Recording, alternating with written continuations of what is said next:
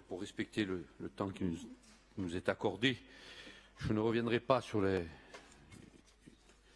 une explication sur tous les chiffres, mais tout simplement, j'oserais presque dire en préambule, Monsieur le Président de l'exécutif, une présentation mirifique.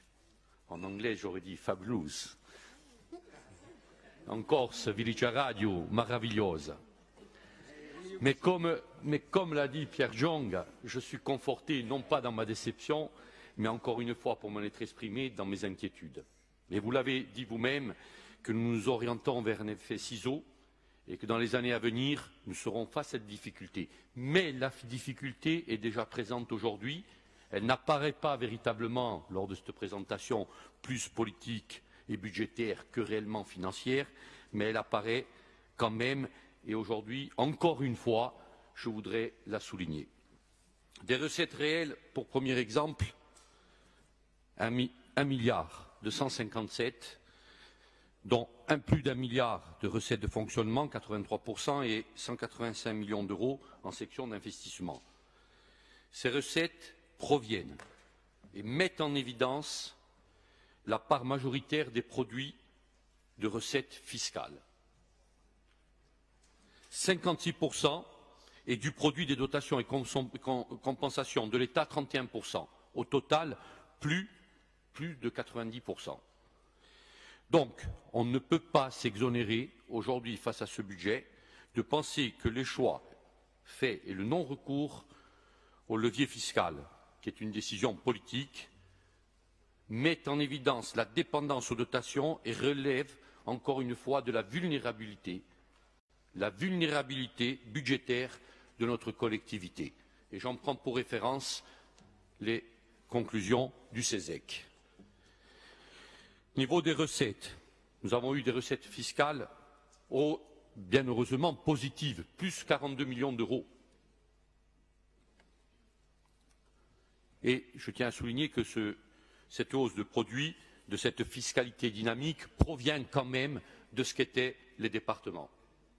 Oui, on ne peut pas me contredire.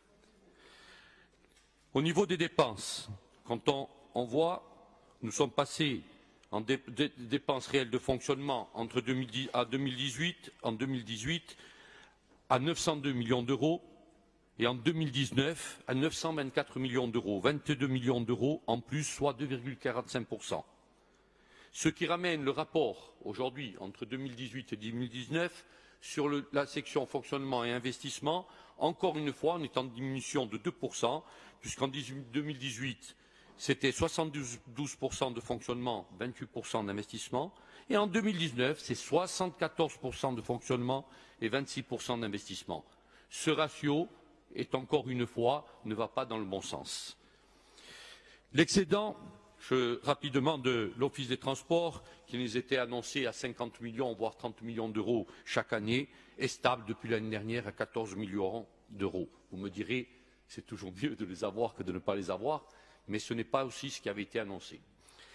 Le stock des AP, je voudrais en revenir à PAE, APCP, avoir une plus grande vigilance, parce que ce stock est élevé et dont certains relèvent de leur caducité. En 2019, le montant des AP nouvelles est en hausse de plus de 8%, encore une fois. Et en 2019, les AE s'élèvent à 545 millions d'euros, en hausse de plus de 6% par rapport à 2018.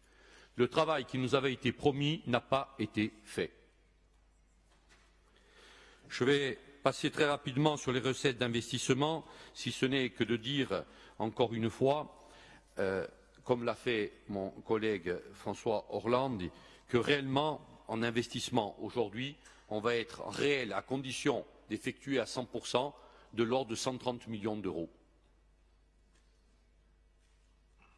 Et là, encore une fois, je vois bien que nos entreprises, et on le voit bien tous les jours, on l'entend bien tous les jours, nos entreprises sont inquiètes et leurs commandes diminuent. Et pour l'année 2019, ce n'est pas très réjouissant pour eux.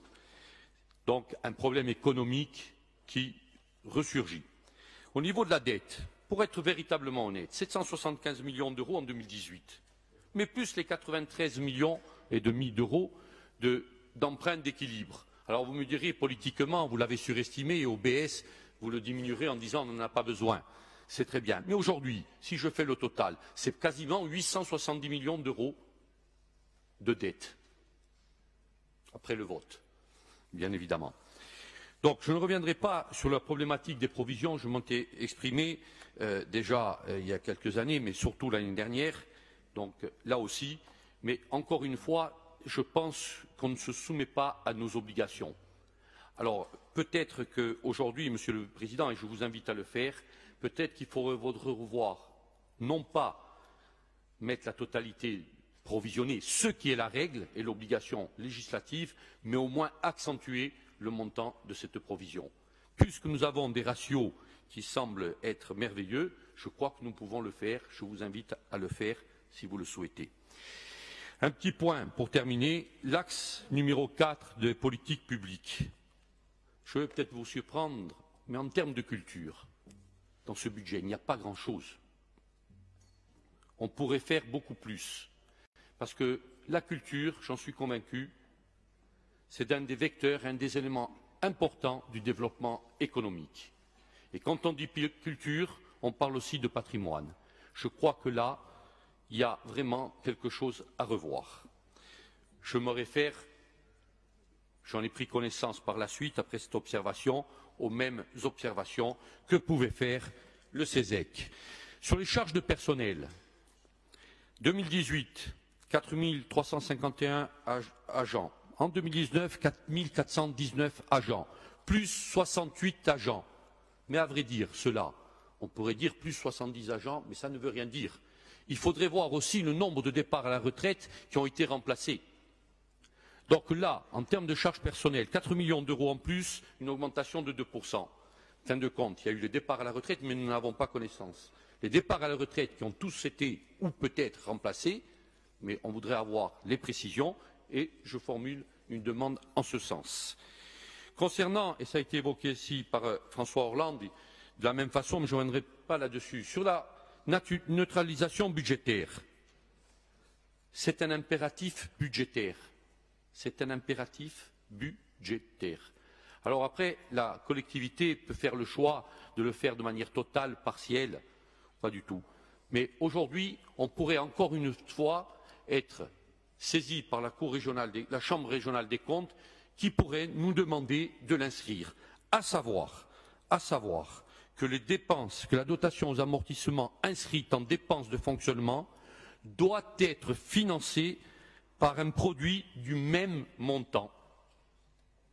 Et c'est là où l'on s'expose encore plus et nous devenons encore plus vulnérables. Pour ne pas utiliser le temps de parole complet, je terminerai là-dessus très rapidement. Merci, Monsieur le Président.